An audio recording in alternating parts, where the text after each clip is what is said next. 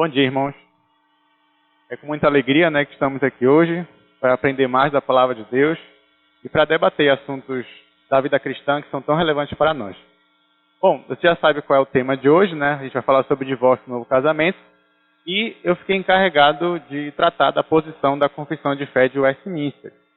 Antes de mais nada, é importante eu frisar aqui, quando eu digo que eu vou tratar da posição da Confissão de Fé, em nenhum momento eu estou querendo dizer que nós vamos colocar a Confissão de Fé acima da Palavra de Deus, da Bíblia, ou então que a gente vai usar a interpretação da Confissão de Fé em detrimento da verdadeira interpretação bíblica. Não é isso que a gente está falando. Quando eu digo que a gente vai defender a Confissão de Fé de Westminster, eu estou dizendo que nós entendemos que a posição dos pastores puritanos, quando interpretaram sobre esse tema, nós cremos que é a mais correta, biblicamente falando. Okay? Mas vamos entender por que tanta gente usa a Confissão de Fé de Westminster, tanta gente cita essa Confissão de Fé, qual é a relevância dela e por que ela foi escrita. Bom, na verdade, a Confissão de Fé ela surgiu durante o período da Reforma. Nós tivemos no século XVI a nossa Reforma Protestante e na década de 1530, lá na Inglaterra, o rei Henrique VIII, ele rompeu com a Igreja Apostólica Romana. Daí por diante, a Igreja Oficial da Inglaterra passou a ser a Igreja Anglicana. Só que o que aconteceu? Para quem não sabe, a Igreja Anglicana ela existe até hoje. Se você entrar numa Igreja Anglicana, você pode se deparar, digamos, com um culto que parece mais uma missa católica, em algumas igrejas. Em outras igrejas, você pode entrar e se deparar com um culto que parece mais mesmo um culto reformado. O que acontece é que a Igreja Anglicana ela tem um relativismo dentro dela, ela tem muita liberdade dentro dela. E isso começou desde o início. Depois do rei Henrique VIII, quando o rei Eduardo VI assumiu o trono, ele tinha ideais calvinistas. E ele tinha muito interesse em implementar os ideais da reforma, ideais calvinistas, dentro da Igreja Anglicana. Então, o que parecia ser um início promissor para a Igreja Anglicana, acabou sendo colocado de lado. Por quê? Porque o rei Eduardo VI ele faleceu prematuramente, ele faleceu muito cedo. E a partir daí, quem assumiu o trono foi a meia-irmã dele, Maria. Para quem não sabe, Maria é conhecida também como Maria a Sanguinária. Por que ela tinha esse nome? Porque ela tinha fortes ideais católicos romanos e ela resolveu implementar isso na Igreja Anglicana e perseguiu os protestantes da época. Então, muitos tiveram que sair da Inglaterra por causa disso. E desde aí, a Igreja Anglicana, infelizmente, ela desandou de vez. Por isso que até hoje em dia você vê esse relativismo muito grande na Igreja Anglicana e uma necessidade extrema de haver reforma ali. E os puritanos da época, eles sabiam, eles sentiam essa necessidade de reformar a Igreja Anglicana. Então, apesar dela vir num contexto de reforma, mas ainda assim ela precisava ser, de certa forma, reformada. Um século se passou, no século XVII, cerca de na década de 1620, quem assumiu o trono foi o rei Carlos I. Esse rei, ele resolveu impor o sistema da Igreja Anglicana, que é o sistema episcopal. Para quem não sabe, o sistema episcopal é o governo de bispos e arcebispos. É como se o poder fosse concentrado na mão de poucos. Ele queria implementar isso na Escócia. Implementar a força, Só que a Escócia, ela rejeitou essa imposição do rei da Inglaterra e declarou guerra contra a Inglaterra. Como o rei precisava de apoio, ele precisava de mais homens, precisava de mais dinheiro, o rei Carlos I, ele decidiu eleger um parlamento na Inglaterra. Quando ele resolveu eleger o parlamento, ele teve um susto, porque o parlamento que foi eleito foi majoritariamente puritano. E na época os reis da Inglaterra eles tinham um certo receio com o puritanismo, justamente por causa do desejo deles de reformar. E na mesma hora ele dissolveu o parlamento e convocou novas eleições. Só que, para surpresa dele, nas novas eleições, o parlamento foi ainda mais puritano. Então, uma vez que os puritanos eles assumiram um certo poder político, eles convocaram uma assembleia na década de 1640, que foi a famosa Assembleia de Westminster. Então, Westminster é um local da Inglaterra. É um município, é um bairro, é uma região da Inglaterra. E aí, nessa Assembleia, os puritanos que estavam no parlamento, eles contaram com cerca de 120 teólogos puritanos, mas também escoceses e outros que estavam lá, e eles decidiram redigir documentos, entre eles a Confissão de Fé de Westminster, o Catecismo Menor e o Catecismo Maior. Então, esses documentos seriam os primeiros passos para reformar a Inglaterra, tanto no sentido político quanto no sentido espiritual. Queriam reformar a igreja na Inglaterra. E é por isso que a confissão de fé ela tem uma certa relevância até hoje para o meio reformado.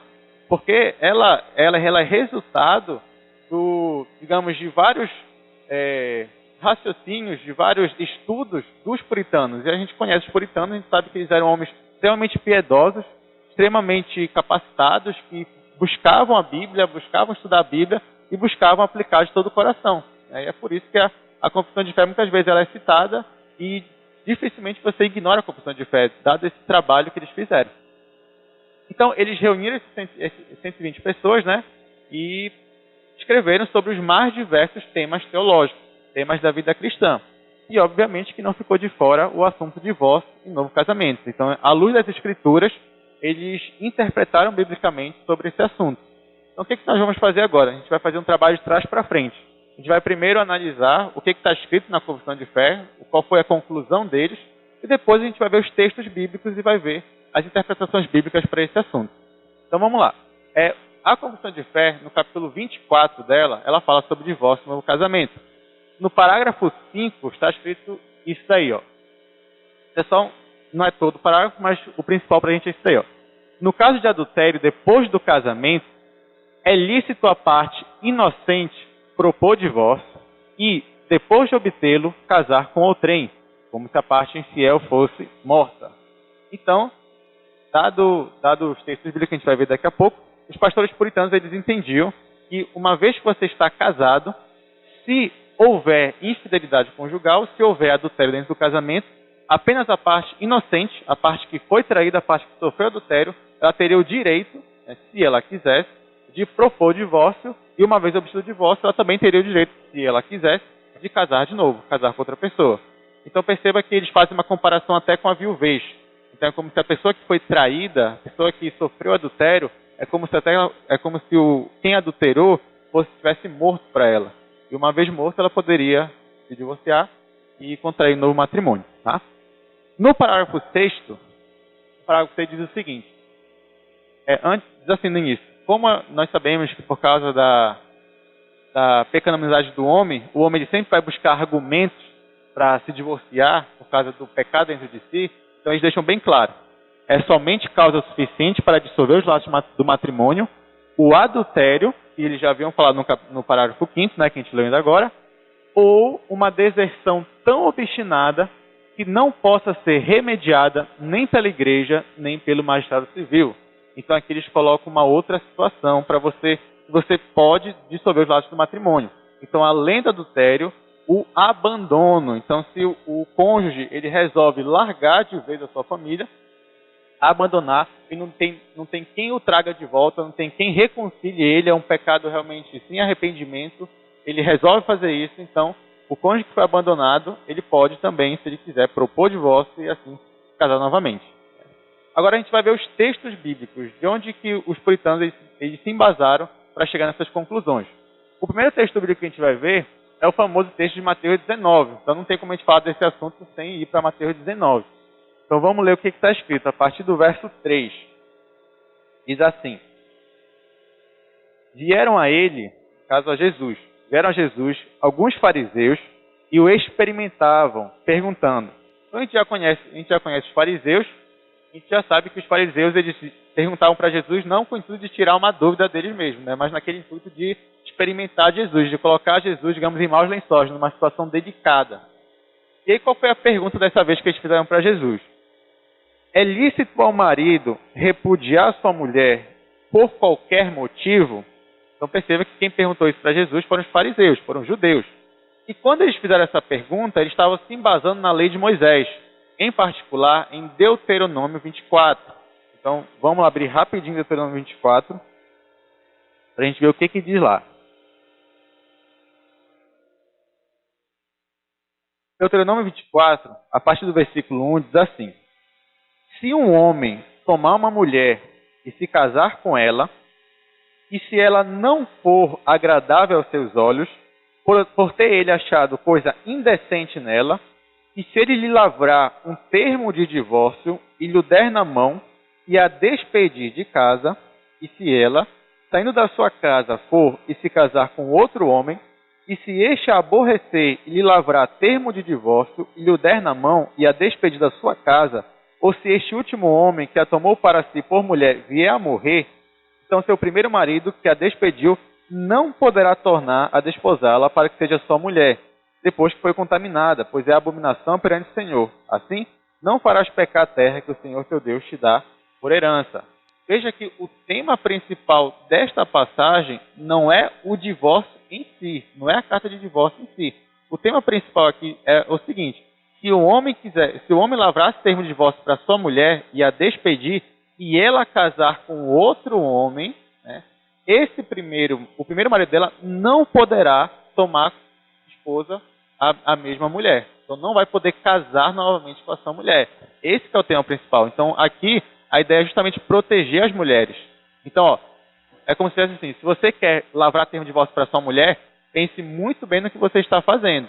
Porque uma vez que você der carta de divórcio para ela, se ela casar novamente, você não vai poder tomar ela como mulher de novo. Ainda que o segundo marido dela venha a falecer ou dar carta de divórcio para ela, ela não vai mais voltar a ser a sua mulher.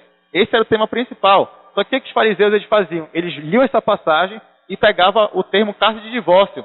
Falavam, então quer dizer que eu posso dar carta de divórcio para minha mulher. Então eles pegavam algo que era secundário da passagem e começaram a aplicar. Então, nessa época de Jesus, tinha duas escolas predominantes de interpretação judaica. Tinha a escola de Hillel e tinha a escola de Shammai. A escola de Hillel, ela olhava para essa passagem e dizia assim: olha, já que se a mulher não for agradável aos olhos do homem, ele pode dar carta de divórcio, significa que por qualquer motivo, até o mais banal, o homem ele pode se divorciar da sua mulher. Então, se a mulher ela fez uma comida que ele não gostou, se a mulher acordou de mau humor, ele pode dar carta de divórcio para ela. Essa é a interpretação de Hillel. A interpretação de Shammai diz o seguinte: não, você só pode lavrar a carta de divórcio se você achar coisa indecente na sua mulher. Então perceba que ele foca na outra parte do versículo. Não for agradável aos olhos, mas sim na coisa indecente que ele achar na sua mulher. Tinha essas duas escolas, essas duas interpretações. Então a pergunta que os fariseus fizeram para Jesus tinha tudo a ver com essas duas interpretações que eram vigentes na época de Jesus. Então vamos voltar lá para Mateus 19, agora que a gente entendeu o contexto dessa pergunta. Então Mateus 19, versículo 3, eles perguntaram, né? É lícito ao marido repudiar sua mulher por qualquer motivo? Quando eles fizeram a pergunta por qualquer motivo, eles estavam se referindo à interpretação de Hillel. Ou seja, é certo como a interpretação de Hillel diz que eu posso repudiar minha mulher por qualquer motivo? Na verdade, o que eles queriam discutir com Jesus é a passagem de Deuteronômio 24. Eles queriam saber qual era a interpretação correta para Deuteronômio 24. Jesus respondeu para eles. Jesus respondeu assim: então respondeu Jesus: não tendes lido que o Criador, desde o princípio, os fez homem e mulher, e que disse: por esta causa deixará o homem pai e mãe, e se unirá à sua mulher, tornando-se os dois uma só carne, de modo que já não são mais dois, porém uma só carne. Portanto, o que Deus ajuntou, não separe o homem. Veja que a resposta de Jesus não tem a ver diretamente com Deuteronômio 24. Jesus não respondeu em Deuteronômio. Jesus respondeu em Gênesis. Então, muito antes da lei de Moisés, Deus já tinha instituído o casamento em Adão e Eva, e ele tinha feito homem e mulher, e fez os dois uma só carne. Então, a conclusão de Jesus, uma vez que os dois, quando casam, são uma só carne, eles não devem se separar. Essa era a conclusão. Então perceba que aqui mesmo Jesus já apresenta o modelo de casamento ideal, o modelo de Deus para o casamento. E qual é o modelo de Deus? É que não haja separação. Uma vez que homem e mulher se casam, não deve haver separação. Esse é o modelo ideal. Ninguém vai chegar para um casal de jovens e dizer: olha, vocês devem se divorciar. Não, vai chegar para o casal de jovens e deve sempre buscar que eles se reconciliem por mais as dificuldades e mantenham-se juntos até que a morte os separe. Só que os fariseus eles não se deram por satisfeitos. É porque Jesus não respondeu lá em Deuteronômio. Aí eles voltaram a perguntar para Jesus, no verso 7. Replicaram-lhe: por que mandou então Moisés dar carta de divórcio e repudiar? Olha a pergunta deles. Por que Moisés mandou dar carta de divórcio? Moisés não mandou dar carta de divórcio. A gente leu lá em Deuteronômio 24, e em nenhum momento diz que o homem deve dar carta de divórcio para sua mulher. Não era isso que estava dizendo lá. Aí Jesus respondeu: Respondeu-lhe Jesus: por causa da dureza do vosso coração, é que Moisés vos permitiu repudiar vossa mulher. Entretanto, não foi assim desde o princípio. Então Jesus não estava fugindo de Deuteronômio. Jesus conhecia perfeitamente a passagem de Deuteronômio. E aqui ele explica por que lá em Deuteronômio existe essa concessão para dar carta de divórcio. E na verdade o motivo é por causa da dureza do coração do homem. Então só existe essa concessão porque o homem ele é tão pecador, ele é tão imundo, ele é tão miserável, que até o modelo ideal de Deus, às vezes, não consegue ser atingido pelo homem. E por causa de determinadas circunstâncias, por causa de casos bem específicos, é que há essa concessão para que uma carta de divórcio ela seja usada. Mas perceba que isso é uma permissão, está longe de ser uma ordem. Então aqui Jesus explica muito bem. E aí ele vem para o verso 9 e diz o seguinte: eu, porém, vos digo, quem repudiar sua mulher, não sendo por causa de relações sexuais ilícitas, e casar com outra, comete adultério. E o que casar com a repudiada, comete adultério. Bom, aqui nós temos um dos versículos principais do nosso tema de hoje. Acredito que todos os palestrantes aqui eles vão falar desse versículo e a gente vai tratar sobre ele, né? Bom, em termos gerais, o que é que esse versículo está dizendo? Jesus está dizendo, se o homem der carta de divórcio, se divorciar da sua mulher, e o motivo dele ter feito isso não seja por causa de relações sexuais ilícitas, como está dizendo aí, e casar com outra, então ele comete adultério. Né? A palavra relações sexuais ilícitas no grego significa porneia. No grego é o porneia. E aqui vem aquela grande discussão. O que significa necessariamente a palavra porneia? Algumas traduções e alguns teólogos traduzem ela como fornicação, dizendo aqui, não, o que Jesus está dizendo aqui, ele está dizendo um contexto de noivado, né? Como aquele noivado, aquele pré-casamento, já está casado, mas ainda não está completamente casado. Então, nesse contexto, se houver uma fornicação, existe a possibilidade da pessoa se divorciar.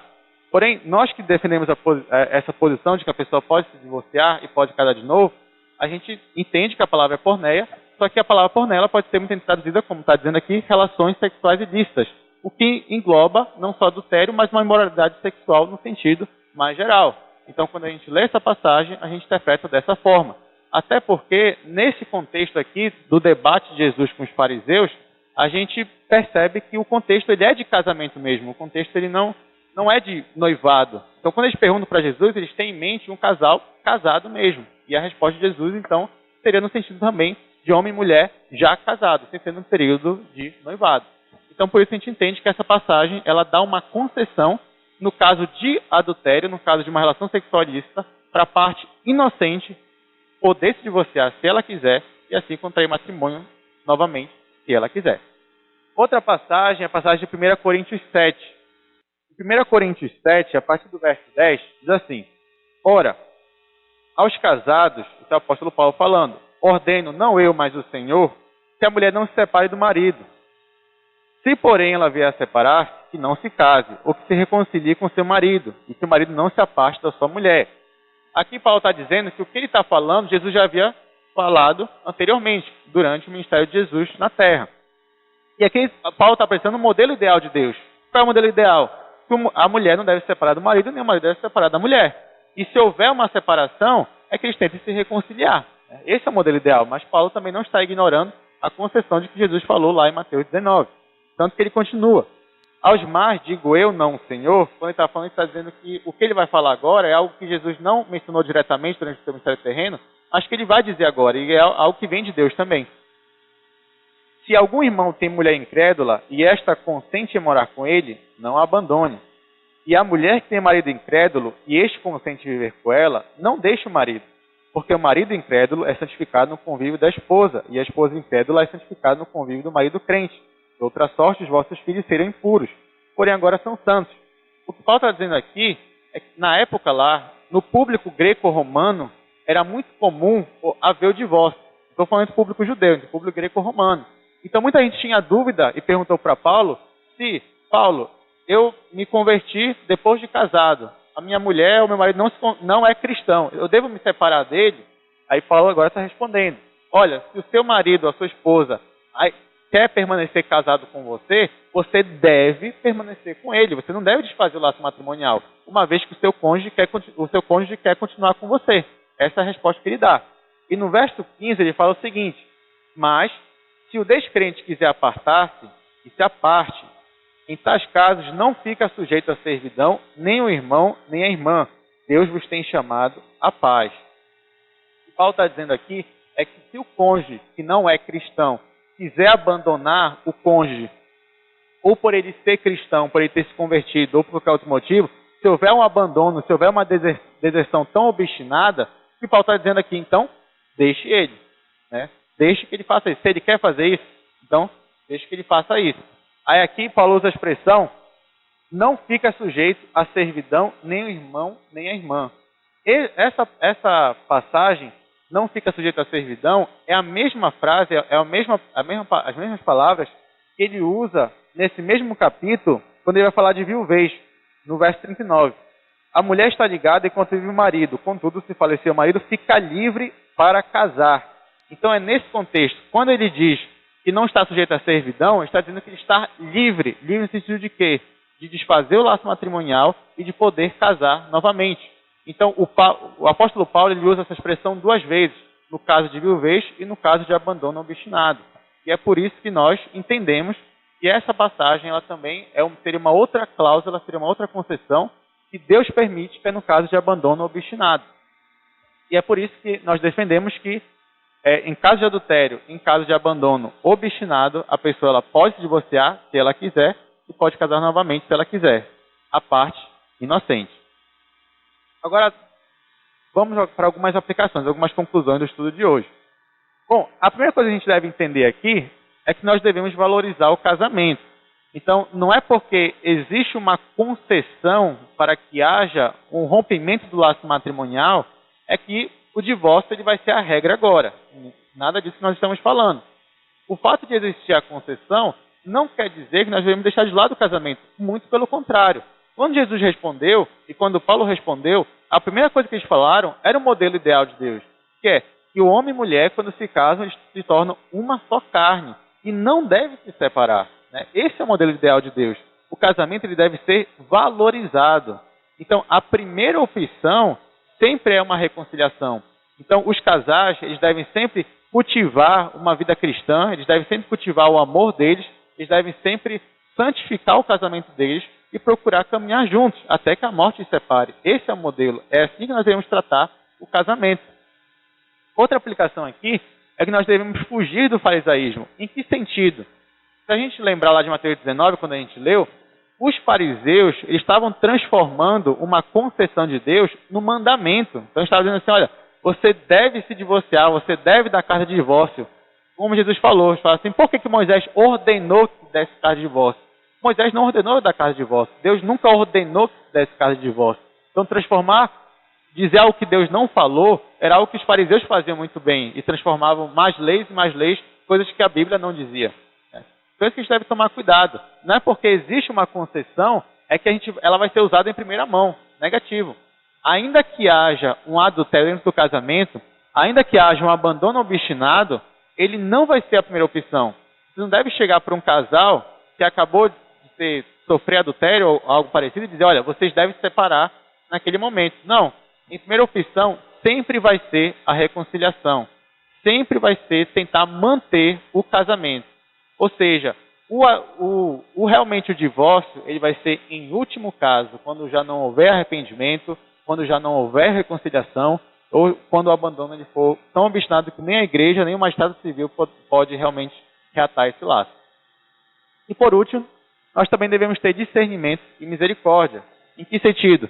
Nós sabemos também que nesses casos, se o abandono ele está tão obstinado, ou então se o adultério ele não vem de arrependimento, e existe a concessão para que seja colocado o divórcio, e a pessoa que foi traída, o inocente, ele deseja, né, depois de tentar tudo que foi possível, manter o divórcio, nós também não devemos impedi-lo. Uma vez que, lendo as Escrituras, nós entendemos que existe essa concessão, nós também não devemos proibir o irmão ou a irmã de usá-la, dada todas as circunstâncias, dada todos os métodos que ele já tenha usado para tentar reatar o casamento. Então nós devemos ter também misericórdia com aquela pessoa. A pessoa, dependendo da situação, ela pode já estar numa situação tão crítica que naquele momento o divórcio, ele, digamos, seria uma concessão, seria uma misericórdia para aquela pessoa. Não que ele seja a primeira opção, mas dadas as circunstâncias, depois de tentar tudo que foi possível tentar, aí a Bíblia ela permite que haja, nesse caso, o divórcio e, se ela quiser, um novo casamento. Bom, então é isso. Essa foi a posição. Como os pastores puritanos, eles entenderam, eles interpretaram as Escrituras, e essa que a gente tentou passar aqui hoje para nós. Então, que Deus nos abençoe e que a gente possa valorizar cada vez mais os casamentos, os futuros casamentos dos nossos jovens também.